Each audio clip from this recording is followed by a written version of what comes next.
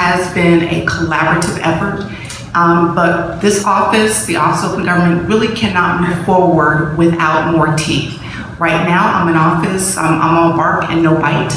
I do what I can in terms of putting forward policies and testifying at hearings, and for those of you who are familiar with the body camera issue, it's no secret that I came out in full opposition to what the mayor was attempting to do. But as you'll notice here this evening, reasonable people can disagree.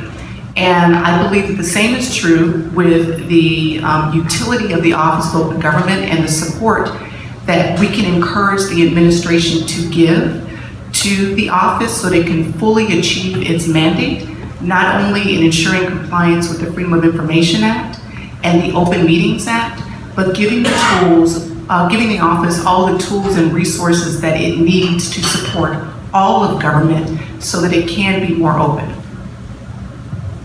And let me just ask you about something that happened very recently. The bill was introduced in the council in February, had no FOI provision in it. Policy or legislation. Now, when it comes to data, we also have to recognize, and I say this everywhere I go, that we have to be very careful about not leaving people behind. So because the city now has, what, about 600 or so data sets up online, 873? That's great. So we have 873 data sets online at data.dc.gov. The other side of that must also be attaching narratives to that data so that you are meeting the objectives and the needs of two sets of people, and sometimes those right in between. Not only are you providing the detailed data for the data wonks and the data enthusiasts who want to dig deep into the data and create all the bells and whistles and the tools like the APIs, but you also have those general narratives that are attached to the data that help the any member of the public, your average everyday citizen who may not be as technically savvy, understand the utility of the data and what it represents. Now, the third prong of this is that the district needs to get better at educating its workers about data. And I kind of shy away from the term data because it's all information, right? And we need to educate our district government employees in a manner that demystifies the data, because everything that we are producing on a day-to-day basis is data. It's information. It's, guess what? It's a public record.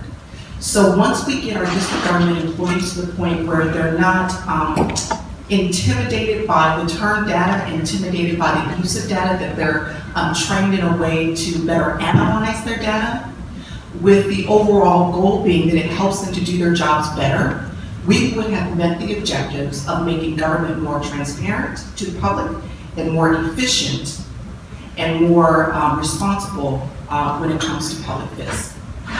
And Robert Vincent Branagh, by the way, reminded me of the full name of the NEAR Act. It's called Neighborhood Engagement Achieves Results Act. Became readily apparent and immediately apparent to me that they didn't have the means to comply. Many of them are either governed by larger agencies where by the time they got through the pipeline of posting their meeting agendas, because of just necessary internal policies, they were already out of compliance with the requirements of the Open Meetings Act. Or others didn't have a web presence at all. So what I decided to do was just to simply remove the middleman and create this central calendar that's maintained by my office and give the points of contact for each boards and commissions the capacity and the authority to just go ahead and upload those meeting dates and agendas. And it's been working. So when the ANCs become directly under the Open Meetings Act, the same technology will be a benefit to them as well. So I have removed the burden of having to learn a system that's not intuitive, that's not user-friendly, and they can upload these meeting dates and agendas directly from their computers or their laptops, and they won't be required to maintain an independent website to do that. They don't have to hire a webmaster to do that. They don't have to be technologically savvy to do that. All we have to do is just walk them through, screenshot by screenshot, a 3-step process, and all they have to do is hit the enter button. Find the file, hit enter, and it's done. At this point, I'd like to open up the floor to questions.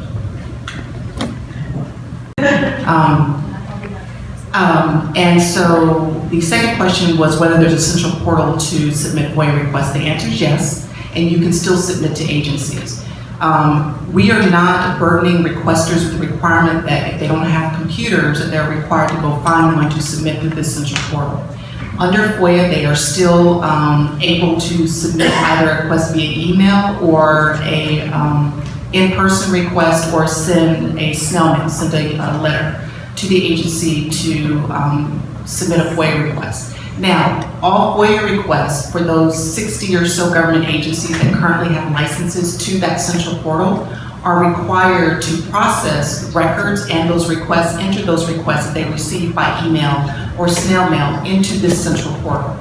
I confess it's not happening consistently. Not every district government agency, even subordinate agencies, have licenses to use that central portal. This legislation will make it mandatory that just all district government agencies process within this central portal. But again, it's not going to require requesters to jump through hoops if they don't have access to the technology to submit online. Your first question, or your first statement concerning open source, the data sets that I referenced, the 873 data sets on data.dc.gov, are made available on a Creative Commons basis.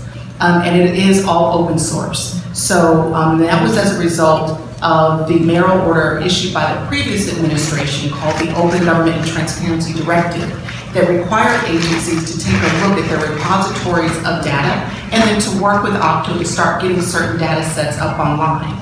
This new policy, this draft policy that's in the offing, the open data policy addresses that as well. So we have made significant strides in the last 2 years. There's more work that can be done, but we are far better off than what we were 2 years ago.